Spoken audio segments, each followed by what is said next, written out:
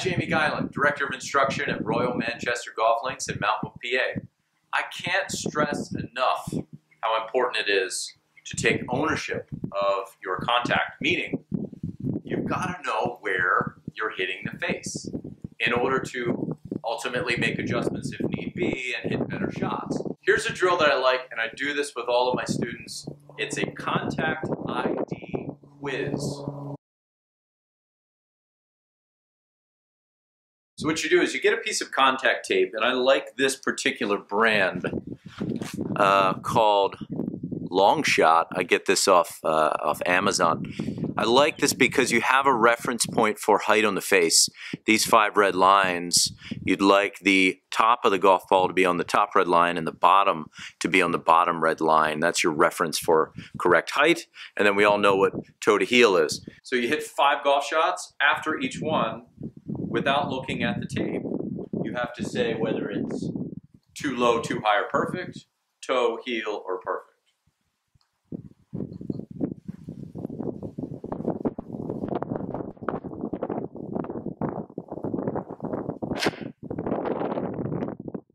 So I think that's slightly high and heel. Yeah, it was a lot heel. I don't know if you can see that with the sun, but it was a lot heel and it was slightly high.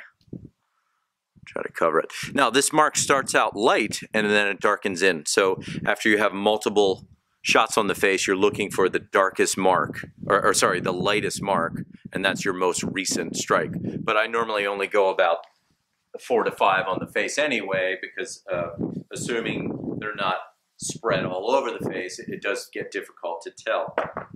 Okay, so far I have 2 points. I got that one correctly. I have 2 points. Here's my second shot of 5.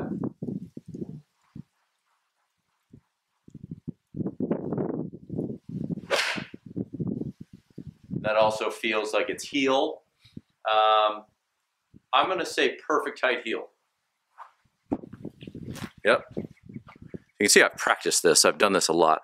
That was perfect height. So the lightest mark is now touching that bottom red line, and it is significantly heel. So already you're seeing that I have a big tendency here. I'm very heely. Before I even try to make an adjustment, look, I'm sure my subconscious is going to want to move this over, if not my conscious. However, this is just ID. So I want to make sure that the player is not worried about adjustment until they're good at ID. Because otherwise, you could be moving the wrong way. You could be adjusting the wrong way if you misdiagnose. All right, so shot number 3. So height on the face is mostly sound. You'll hear the strike on the mat, whether it's early, too deep, no mat at all. There's a certain sound low and high. And toe and heel is some sound but more vibration because the club's twisting. So you're feeling the vibration of the handle as the club's twisting when it's struck off center. Okay, shot number 3. So far I have 4 points out of 4. So I'm doing well on ID, I'm just not doing very well on where I'm striking the face. Yep, so it feels like heel and